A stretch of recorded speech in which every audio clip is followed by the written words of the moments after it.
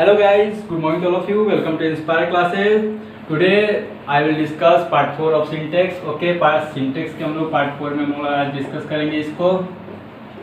ठीक है, पार्ट 3 में हमने रूल 37 तक जाना था और आई थिंक उसमें कोई डाउट नहीं होना चाहिए. डाउट होगा तो आप लोग प्रीवियस वीडियो भी देख सकते हैं, और वीडियो अगर कुछ प्रॉब्लम को ऐसे नहीं भी नजर आए तो आपको वीडियो जो है कुछ दिन में अपलोड कर दिए जाएंगे रिवीजन क्लासेस के तौर पर, और जो है आप उसे इंस्पायर क्लासेस टाइप करके यूट्यूब पर सर्च भी कर सकते हैं. ओके, चलिए हम लोग रूल 37 तक देखे थे. रूल 38 से हमें देखना है. रूल 38 कहता है कि अगर सेंटेंस में हमारा single infinitive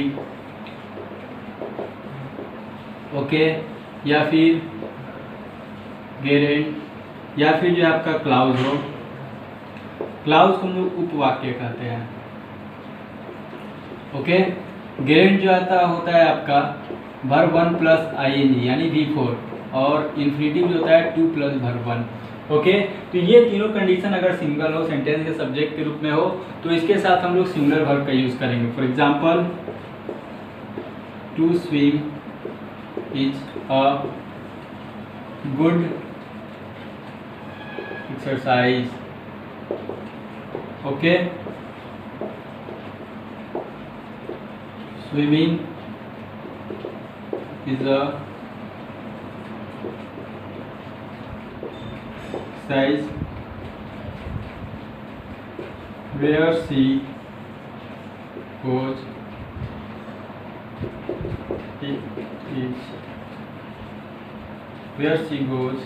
okay is not known to me. देखिए, ये जो है आपका इन्फिनेटिव है, ये गेरेंट्स है और ये क्लाउज है. क्लाउज क्या होता है? The part of sentence which has its own subject and own verb. Sentence का एक अलग हिस्सा, अदर पार्ट ऑफ सेंटेंस, ठीक है ना, जिसके पास अपना एक खुद सब्जेक्ट हो और अपना एक खुद वर्ब हो, उसे हम लोग क्लाउज कहते हैं, उपवाक्य कहते हैं हम लोग. ठीक है, तो अगर ये तीनों कंडीशन हमारे साथ आता है जिसके साथ हम लोग पूरी तरह से सिंगुलर वर्ब का यूज करते हैं. ठीक है ना, अगर ये सिंगल है, सिंगल इन्फिनेटिव हो या सिंगल गेरेंट्स हो या फिर सिंगल क्लाउज हो, तो हम लोग इसके साथ सिंगुलर वर्ब का यूज करेंगे. इफ दैट क्या होगा, अगर डबल क्लाउज या फिर डबल आ जाए तो जनरली उसके साथ हम लोग प्लूरल वर्ब का यूज करेंगे. For example, to swim and to run are good exercise. Okay, swimming and running are good for health. Okay, एक और क्लाउज भी ले लेते हैं. What we do and what we say are clear. जो हम कहते हैं, जो हम करते हैं वो बिल्कुल क्लियर है, साफ सुथरा है. ठीक है ना, तो कहने का मतलब है यहाँ पर कि अगर सिंगल क्लाउज हो, सिंगल इन्फिनेटिव हो या फिर सिंगल गेरेंट्स हो, तो उसके साथ हम लोग सिंगुलर वर्ब का यूज करेंगे. और डबल क्लाउज या फिर डबल गेरेंट या फिर जो आपका डबल क्लाउज हो और फिर या डबल इन्फिनेटिव हो, तो उसके साथ हम लोग प्लूरल वर्ब का यूज करेंगे. ठीक है, कोई डाउट नहीं, हम लोग आगे बढ़ सकते हैं. रूल 39 कह रहा है कि इफ द सेंटेंस, रूल 39 में लोग ध्यान देते हैं, if the subject of a sentence joined with as well as. Okay, sentence का जो सब्जेक्ट हो एज वेल एज से जुड़ा हो, ठीक है ना, तो हम लोग फर्स्ट नाउन के हिसाब से वर्ब का यूज करेंगे. The publisher as well as the writers has come. एक और एग्जाम्पल लेता हूं मैं उसी को. The writers as well as the publisher have come. ये दोनों सही है हमारा. ध्यान दीजिए कैसे. मैंने क्या कहा कि एज वेल एज से अगर दो नाउन जुड़े हों तो हम लोग वर्ब कैसा यूज करेंगे, according to first noun. First noun हमारे यहाँ सिंगुलर है, पब्लिशर है, तो इसीलिए सिंगुलर वर्ब का यूज हो रहा है. और यहाँ पे हमारा फर्स्ट नाउन जो है प्लूरल है, ठीक है, दैट्स वाई यहाँ वर्ब भी जो है वो प्लूरल हम लोग यूज़ कर रहे हैं, कोई डाउट नहीं। According to first noun rule जो है आपका नेक्स्ट रूल जो है 40, वो भी बहुत मिलता जुलता है, उसमें मैंने बहुत सारे वर्ड्स लिखा हुआ है कि अगर सेंटेंस का दो सब्जेक्ट जो है with, together with, along with, in addition to, not, like, unlike, including, excluding, but, beside, except, rather than, headed by, accompanied by, guided by, governed by, controlled by, etc. ये सब से जुड़े रहे तो इसमें भी हम लोग वर्ब जो है फर्स्ट सब्जेक्ट के हिसाब से लगाएंगे। ओके, आगे बढ़े हम लोग।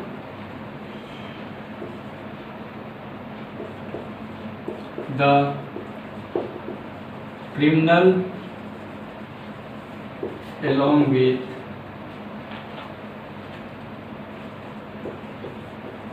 his followers was arrested। Okay, देखिए क्या है, क्रिमिनल है यहाँ पर जुड़ा हुआ है along with से, या फिर जितना भी मैंने कंडीशन रखा उन सब से जुड़े हो दो सब्जेक्ट, लेकिन हम लोग वर्ब किसके हिसाब से लगाएंगे, according to first subject, first noun के हिसाब से लगाएंगे। ये फर्स्ट नाउन है यहाँ पर, सिंगुलर है, इसके लिए हम लोग यहाँ पे सिंगुलर वर्ब लगाए हैं, ठीक है। अगर ये प्लूरल रहता, मतलब ये क्रिमिनल्स रहता, ठीक ना, और यहाँ देयर कर देते हैं along with their followers, तो क्या हो जाता है यहाँ पे वर हो जाता, वर अरेस्टेड हो जाता, ठीक है ना। तो इसमें भी हम लोग जो वर्ब लगाएंगे वो अकॉर्डिंग टू हम लोग सेकेंड कंडीशन यानी अकॉर्डिंग टू हम लोग जो है फर्स्ट नाउन के हिसाब से लगाते हैं। ओके, कोई डाउट नहीं। रूल 41 में हम लोग चलते हैं, ये जस्ट अपोजिट है इसका, ठीक है, इरेज कर रहा हूं मैं।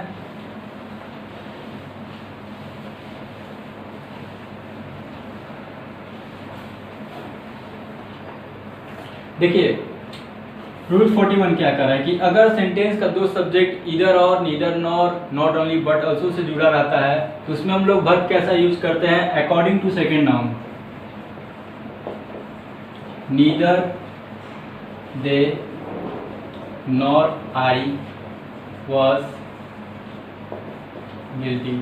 ओके, ध्यान दीजिए मैंने क्या कहा कि नीदर और नॉर से अगर दो सब्जेक्ट जुड़ा रहता है तो वर्ब किसके हिसाब से लगेगा, अकॉर्डिंग टू सेकेंड नाउन। दे के हिसाब से यहाँ वर्ब नहीं लगाएंगे। अगर उल्टा हो जाता है कि नीदर आई नॉर दे, तब यहाँ हम लगा देंगे वर गिल्टी, ठीक है ना। नियरेस्ट सब्जेक्ट जो रहेगा, नियरेस्ट नाउन जो रहेगा उसी के हिसाब से हम लोग वर्ब का यूज करेंगे, कोई डाउट नहीं। आगे बढ़ सकते हैं हम लोग। चलिए रूल 42, इसमें दो कंडीशन एक्स्ट्रा दिया हुआ है और इसे समझने की जरूरत है। इसका जो रूल का है बहुत ही सिंपल है यहाँ पर कि the girl who is playing is my daughter. देखिए मैं समझा रहा हूँ रूल 42 आपको। कह रहा है कि अगर रिलेटिव प्रोनाउन में के साथ हम लोग किस तरह का वर्ब यूज करेंगे। अगर रिलेटिव प्रोनाउन के पहले जिस तरह का सब्जेक्ट रहेगा उस तरह का हम लोग उसके बाद वर्ब का यूज करेंगे। सिंगुलर वर्ब है यहाँ पर क्योंकि ये सिंगुलर सब्जेक्ट है। अगर यहाँ गर्ल्स रहता, ठीक है ना, तो यहाँ क्या होता, आर हो जाता, और यहाँ भी क्या हो जाता, आर हो जाता, ठीक है ना। बात समझ रहे हैं कि according to the noun before relative pronoun, relative pronoun के पहले जिस तरह का नाउन रहेगा उसके हिसाब से हम लोग रिलेटिव प्रोनाउन के बाद हम लोग वर्ब का यूज करते हैं, ठीक है ना। कंडीशन क्या कहता है, रिलेटिव प्रोनाउन के साथ हम लोग किस तरह का वर्ब यूज करेंगे, रूल पूछता है। तो रूल को साफ सीधा समझाना है कि जो नियरेस्ट रहेगा, जो मतलब रिलेटिव प्रोनाउन के पहले जो नाउन रहेगा उसके हिसाब से हम लोग वर्ब का यूज करते हैं, ठीक है। एक कंडीशन इसमें है कि एक एग्जांपल देखिए, ये है एक स्पेशल है, दोज स्टूडेंट्स also, एक second, those students also serve the nation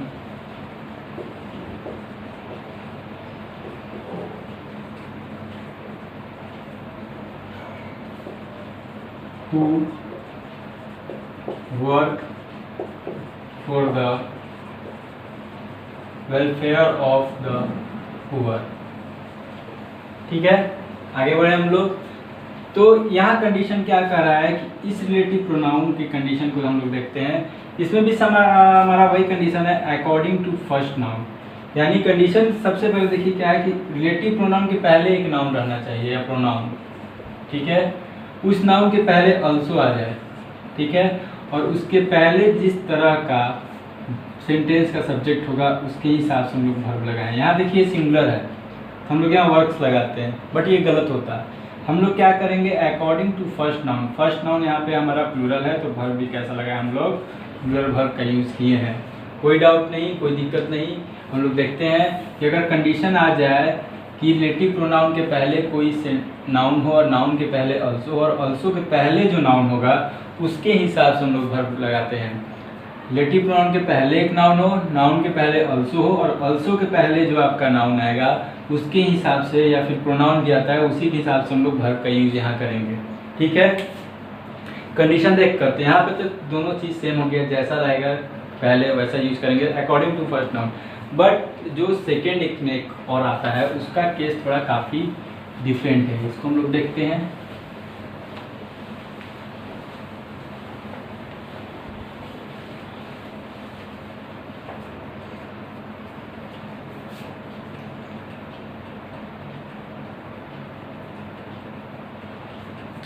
तो देखिए इसका एक और एग्जाम्पल लिखिए, Vinay is one of my brothers who are working in Tata industry, ठीक है। ध्यान दीजिए मेरी बातों को। कंडीशन है हमारा कि सेंटेंस का स्ट्रक्चर कैसा होना चाहिए, one of plus plural noun या plural pronoun plus relative pronoun, ठीक है ना। One of plus plural noun या फिर plural pronoun plus relative pronoun हो तो वर्ब कैसा लगेगा, according to noun before relative pronoun. Relative pronoun के पहले जिस तरह का नाउन या प्रोनाउन रहेगा, यहाँ पे ब्रदर्स है, मैं देख रहा हूँ ब्रदर्स लगाया हूँ मैं, तो यहाँ पे हम लोग प्लूरल वर्ब लगाएंगे क्योंकि ब्रदर्स जो है प्लूरल है, ठीक है। अगर यहाँ सिंगुलर आता तो पूरा सेंटेंस ही गलत हो जाता क्योंकि ये स्ट्रक्चर ही नहीं है, यहाँ पर स्ट्रक्चर ही नहीं दिया गया है कि इस स्ट्रक्चर हम लोग सिंगुलर प्रोनाउन का यूज़ करें। सिंगुलर प्रोनाउन या नाउन कहाँ होगा आपका, डायरेक्ट फर्स्ट में स्टार्टअप में होगा, ओके ना। तो इसके हिसाब से वर्ब हमें वहाँ नहीं यूज़ करना है। चलिए आगे बढ़ते हैं हम लोग, रूल नंबर 43, काफ़ी इजी है ये। If there is cardinal adjective, cardinal adjective को हम लोग न्यूमरल एडजेक्टिव भी कहते हैं, ये जो हो किसी प्लूरल नाउन के पहले हो, ठीक है ना। कार्डिनल एडजेक्टिव जो हो किसी प्लूरल नाउन के पहले हो तो वर्ब उसके साथ सिंगुलर लगेगा। देखिए एक और बात मैं आपको बता रहा हूँ इसमें, ठीक है ना। देख लीजिए पहले, ये है कार्डिनल एडजेक्टिव, ठीक है, और ये जो है आपका प्लूरल नाउन है, ठीक है ना। जो प्लूरल नाउन होना चाहिए वो किसी भी यूनिट को दर्शाए, certain weight, certain amount, certain period, certain time, किसी भी चीज़ को दर्शाए, वो किसी चीज़ को डिनोट करता हुआ होना चाहिए, तब हम उसके साथ क्या करेंगे, सिंगुलर वर्ब का यूज़ करेंगे, ओके। लेकिन अगर वो 5 रुपीज़ जो है या फिर जो कार्डिनल एडजेक्टिव के बाद जो सेंटेंस का मोटिव रहे, सेंटेंस का व्यू जो रहे, अलग अलग मेंबरशिप को दर्शाता है, तब प्लूरल वर्ब का यूज़ करेंगे। मेंबरशिप अलग कैसे होगा, 5 rupees dash distributed among my 5 sisters, ठीक है। ध्यान दीजिए, मैं मेंबरशिप अलग दर्शा दिया हूँ, 5 बहनों को मैं दर्शा रहा हूँ, तो मेंबरशिप अलग हो गया।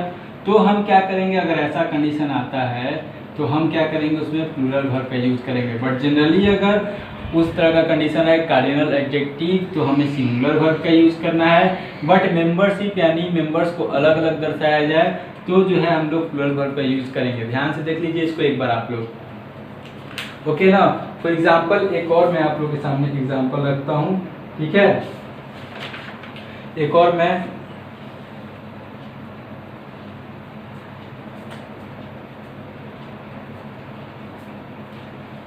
एग्जाम्पल यहाँ रख रहा हूँ। 6 months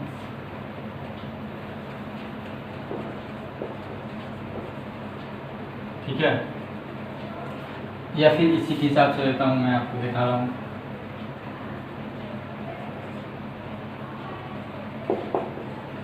₹10 dash distributed among my sons। Okay, तो यहाँ अगर हमारे पास इज और आर ऑप्शन दिया रहेगा, एक लेते हैं 3 kg is a 3 kg dash a little bit, ठीक है। तो हम क्या करेंगे, ई जा रहे हैं, भी ऑप्शन दिया है, तो कैसे यूज करेंगे। मैंने क्या कहा कि अलग मेंबरशिप को दर्शाया तो आर का यूज करेंगे, और जनरली यूज करेंगे तो हम लोग सिंगुलर वर्ब का यूज हम लोग करते हैं। ओके, कोई डाउट नहीं, हम लोग आगे बढ़ सकते हैं, ध्यान दीजिए।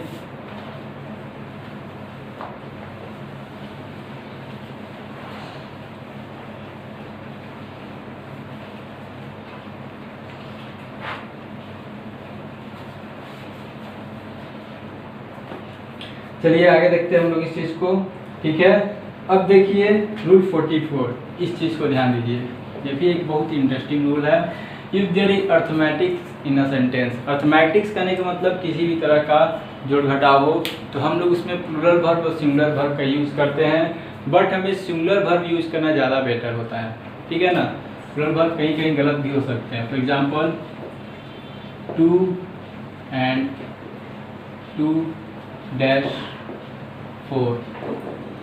इज और आर दोनों हो सकते हैं।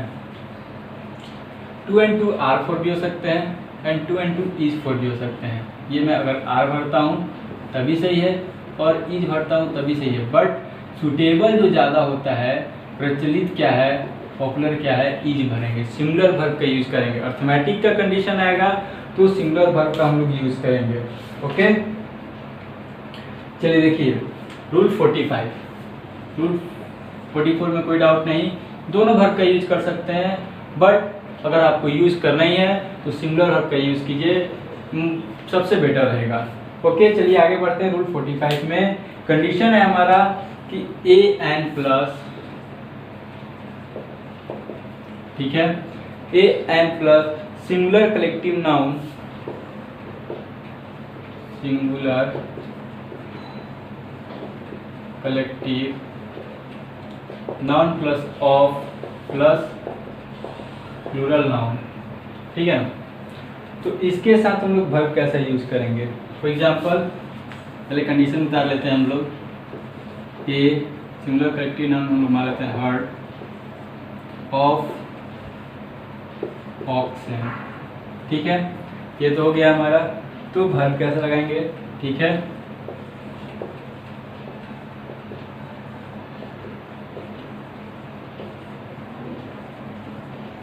ठीक है। दिमाग में क्या लग रहा है, क्या होना चाहिए, इस और आर में क्या होना चाहिए, आप लोग को क्या लगता है। देखिए 2 मिनट ट्राई कीजिए आप लोग, ठीक है। बहुत से लोग देखते होंगे ऑक्सन है, यहाँ प्लूरल है, तो यहाँ क्या कर देते हैं, आर कर देते हैं।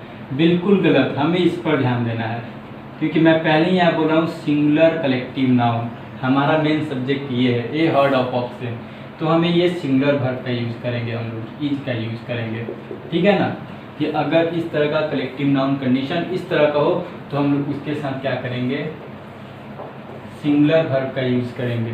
फॉर एग्जाम्पल समझ गए आप, एग्जाम्पल आपके सामने है, ठीक है। रूल 46 पर भी हम चलते हैं, ठीक है। नेक्स्ट रूल है, देखिए कहा है कि कुछ ऐसे वर्ड्स होते हैं देयर आर सम वर्ड्स, ठीक है ना, जो कि हमेशा जो है वो सिंगुलर अनकाउंटेबल नाउन के रूप में यूज होते हैं, और उनके साथ हम लोग वर्ब कैसा यूज करेंगे। For example furniture, advice, news, information, luggage, baggage, percentage, poetry, knowledge, dot, dust, traffic, electricity, music, breakage, stationery, scenery etcetera. तो ये सब जो होते हैं सिंगुलर अनकाउंटेबल नाउन है, तो वर्ब कैसा यूज होगा, ठीक है।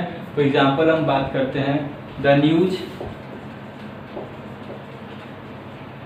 डैश नॉट ट्रू इज और आर, है ना, प्लूरल सब्जेक्ट लग रहा है ना सबको, ठीक है, लग रहा है प्लूरल सब्जेक्ट। क्या भरेंगे, इज आर भरेंगे, बिल्कुल गलत। ये जो है दिखने में बस प्लूरल है, जबकि ये प्लूरल है नहीं। ये क्या है, मैं पहले ही बताया हूँ, सिंगुलर अनकाउंटेबल नाउन है, तो वर्ब कैसा लगेगा, सिंगुलर लगेगा हमारा, इज लगेगा, ठीक है ना। तो कुछ ऐसे वर्ड्स हैं, जैसे वर्ड्स आप लोग देख भी सकते हैं, मेरे लिंक में आप लोग को मिल भी जाएगा, आप लोग को PDF फेयर मिल सकता है, आप लोग उसमें जाकर देख भी सकते हैं क्या है क्या नहीं, ओके। डिस्क्रिप्शन में आप लोग को लिंक मिल जाएगा PDF फेयर का, PDF नोट्स का आप लोग को मिल जाएगा, आप लोग उसमें से भी देख कर समझ सकते हैं, ठीक है। आगे बढ़ते हैं हम लोग, रूल 46 समझ में आ गया, कोई दिक्कत नहीं है। रूल 47 में हम लोग देखते हैं, ये थोड़ा सा देखने का चीज़ है, और आज भर हम लोग बस इसी को ध्यान देंगे, रूल 47 तक।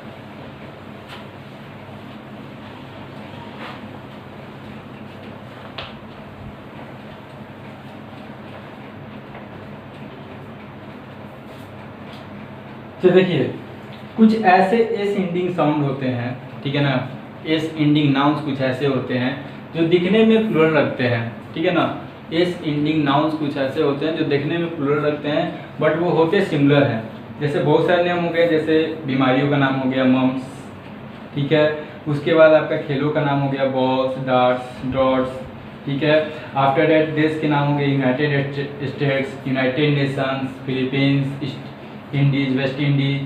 बहुत से बुक्स के नाम हो गए आपके अरेबियन नाइट्स, ठीक है, Shakespeare's, Lamb's tale from Shakespeare, the lawns of the east, या फिर कुछ सब्जेक्ट के भी नाम हो गए physics, economics, civics, statistics, mathematics. तो ये सब जो है जनरली हम लोग इनके साथ सिंगुलर वर्ब का ही यूज़ करेंगे। फॉर एग्जाम्पल हम लोग देख लेते हैं, ठीक है ना। इसमें ध्यान दीजिएगा कि इसके साथ हम लोग सिंगुलर वर्ब का यूज़ करेंगे।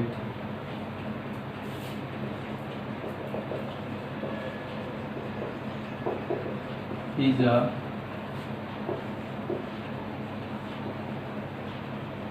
dangerous disease, okay.